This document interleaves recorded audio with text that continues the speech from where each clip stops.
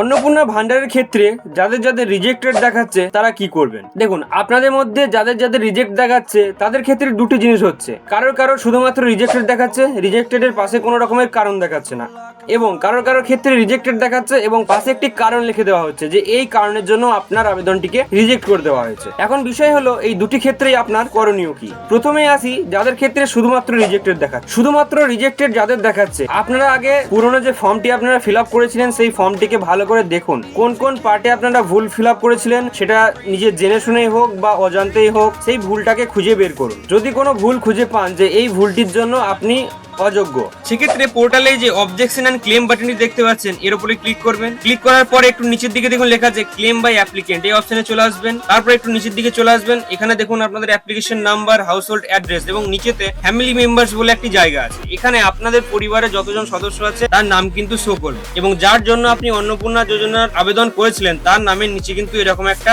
Blue tick বা অন্নপূর্ণা বলে show করবে। এবার বিষয় হচ্ছে আপনি ক্লেমটা কার নামে করতে চাইছেন। ধরুন এমন হয়েছে অনেকের বাড়িতে যে দুজন অন্নপূর্ণা যোজনার জন্য যোগ্য মহিলা ছিল, যার মধ্যে একজনের অ্যাকাউন্টে টাকা এসেছে, একজনের অ্যাকাউন্টে আসেনি, রিজেক্টেড দেখাচ্ছে। সেক্ষেত্রে কিন্তু আপনি তার নামটা এখানে সিলেক্ট করে নেবেন, এবং যদি দুজনেরই না আসে থাকে তাহলে দুজনের নামটা এখানে সিলেক্ট করবেন, এবং যদি একজনের না আসে থাকে তাহলে একজনের নামটা এখানে সিলেক্ট করবেন। সিলেক্ট করার পরে নিচেতে এখানে দেখুন রিজন ফর ক্লেম যে অপশনটি আছে, এখানে প্রথম অপশনটি বেছে নেবেন যে অ্যাপ্লিকেশন ডিটেলস ইনকারেক্ট। এটি বেছে নেবেন কারণ আপনি ফর্মটিকে ভালো করে দেখেছেন এবং ফর্মে আপনি দেখতে পেয়েছেন যে অনিচ্ছাকৃতভাবে কোনো একটি ভুল আপনার হয়ে গেছে, এবং সেই ভুলের জন্য আপনার আবেদনটিকে রিজেক্ট করে দেওয়া হয়েছে এরকম আপনার মনে হচ্ছে। তারপরে এখানে নিচে যে রিমার্কস বাটনটি দেখতে পাচ্ছেন, ওই রিমার্কস বাটনে এসে আপনি কিন্তু আপনার বক্তব্যটি লিখে দেবেন যে আমি ভুলবশত এইখানে ভুল টিক দিয়ে দিয়েছিলাম বা ভুল তথ্য দিয়ে দিয়েছিলাম, যে কারণে আমার আবেদনটিকে রিজেক্ট করে দেওয়া হয়েছে বলে আমার মনে হচ্ছে। তাই অনুরোধ থাকলো যে এই ভুলটিকে সংশোধন করে আমাকে অন্নপূর্ণা যোজনার জন্য যুক্ত করা। তারপরে এখানে document in support of clans যে অপশনটি দেখতে পাচ্ছেন, এখানে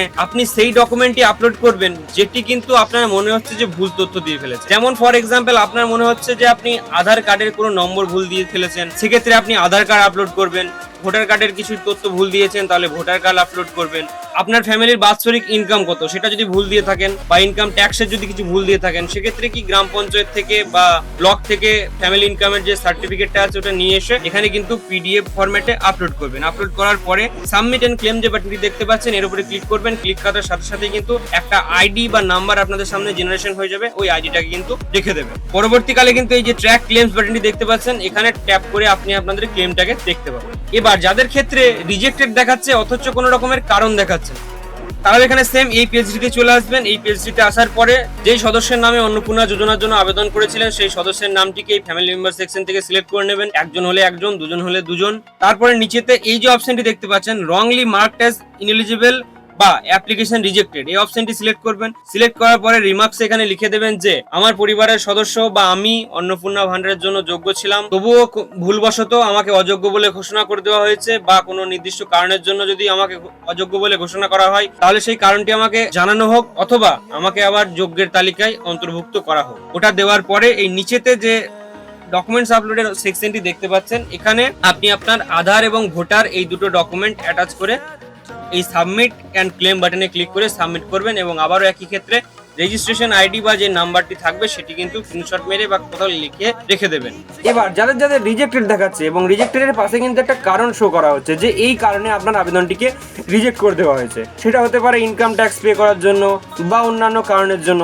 আগে দেখুন যে সেই কারণটি সত্যি নাকি সত্যি নয়।